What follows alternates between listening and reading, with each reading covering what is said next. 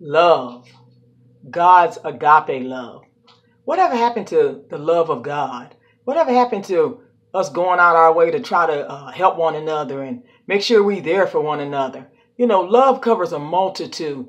The Bible lets us know, First Peter, above all, God said, love each other deeply because love covers over a multitude of sins. And then in John 15:12, God says, my command is this: love each other as I have loved you. Love each other as I have loved you. Whatever happened to love? We all in such a big hurry and in a rush. You know, we don't want to take time out to even speak to people nowadays. We don't want to take time out to just say, hello, how are you? Or smile at each other. You know, I was in the store today and I'm walking and I'm relaxing, taking my time. And these older people, they practically running me over. And I'm like, wow, whatever happened to love? Whatever happened to kindness?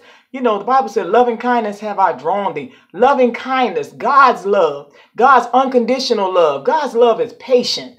God's love is true. God's love don't hold grudges. God's love is forgiving. Whatever happened to being there for our brothers and sisters? I thank God for the family that I have. We may not always agree on everything, but we love one another.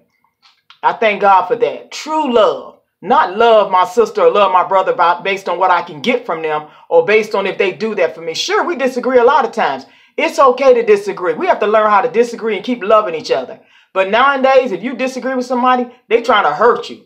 Or next thing you know, they blowing up your phone, or you got nasty and rude texts, or you know, they looking at your kids or your family members and they take it to a whole nother level just because you don't agree with somebody. We have to learn how to disagree and still love one another. God's love, God's unconditional love. God has forgiven a lot of us for every last one of us, matter of fact, for something that we have done that's not pleasing in his sight. Now, why can't we forgive one another for little small stuff? That stuff is not even that serious. And then we sit there and we hold anger and grudges. And then as soon as the person, God forbid, God called the person home, you didn't get a chance to apologize. You didn't get a chance to tell them how much you love him and appreciate him because you're too busy walking around with anger and bitterness in your heart, hostility in your heart over foolishness because they didn't disagree with what you said, because they couldn't give you some finances at the time. I loan them money all the time. And then I ask for a favor. They can't be there for me. How you know they really can't be there for you? And if they're lying, pray for them. Don't get on the phone gossiping, telling everybody. God's love, God's agape love, God's real love, true love, true love. You know, we go into big meetings and we go into organizations. And I remember years ago, we used to go to the revival and we have a good old time. And those mothers would be in there praying, and I declare, and you come in, and if you weren't dressed appropriate, they would give you a little something. You know, you didn't have to buy everything.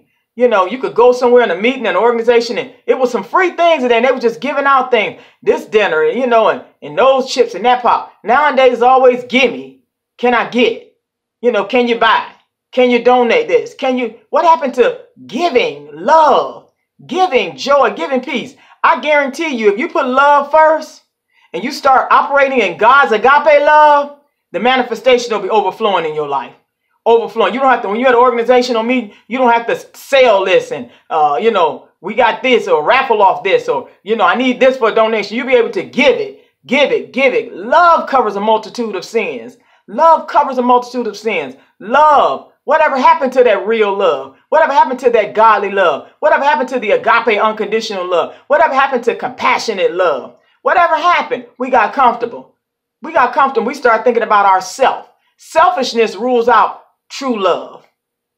Selfishness rules out true love. Pity, anger, hostility, fear rules out true love because you're so busy thinking about yourself and what you got going on, you don't know how to show love to somebody else. Stop.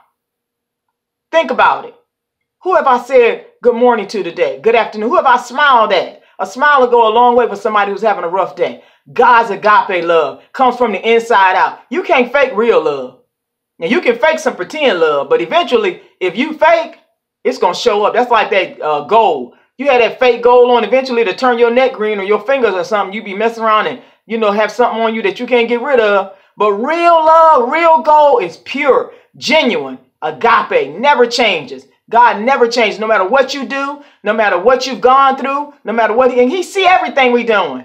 And we got the nerve to try to hold a grudge against somebody else because they don't agree with us or because they didn't do what we wanted them to do or because perhaps at the time they weren't there for us. Learn how to pray for people and show God's love, Agape love. Whatever happened to the real love? Let's get back to loving one another. And I guarantee you, you go to those meetings, you go to those organizations, it'll be overflowing. People will be wanting to give.